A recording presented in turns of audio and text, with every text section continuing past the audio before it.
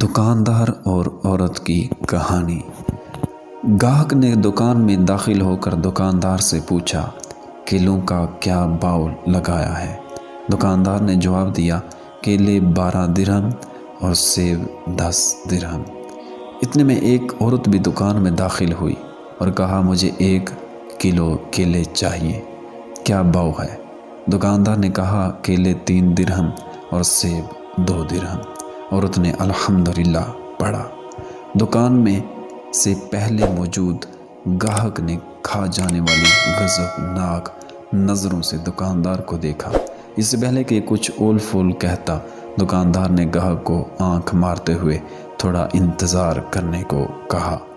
عورت خریداری کر کے خوشی خوشی دکان سے نکلتے ہوئے بڑھائی، اللہ تیرا شکر ہے، میرے بچے انہیں کھا کر بہت خوش ہوں گے۔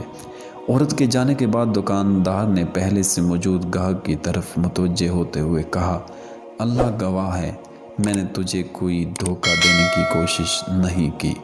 یہ عورت 4 یتیم بچوں کی ماں ہے، کسی سے بھی کسی قسم کی مدد لینے کو تیار نہیں ہے۔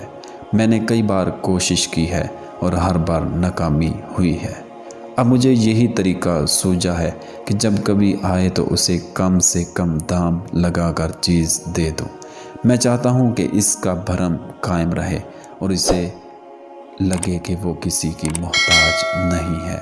میں یہ تجارت اللہ کے ساتھ کرتا ہوں اور اسی کی رضا و خوشنودی کا طالب ہوں۔ دکاندار کہنے لگا، یہ عورت ہفتے میں 1 بار آتی ہے، اللہ گواہ ہے، جس دن یہ آ جائے اس دن میری بکری بڑھ جاتی ہے اور اللہ کے غیبی خزانے سے منافع 2 چند ہوتا ہے۔ گاہک کی آنکھوں میں آنسو آ گئے۔ اس نے بڑھ کر دکاندار کے سر پر بوسہ دیتے ہوئے کہا، بخدا لوگوں کی ضرورتوں کو پورا کرنے میں جو لذت ملتی ہے اسے وہی جان سکتا ہے جس نے آزمایا ہو۔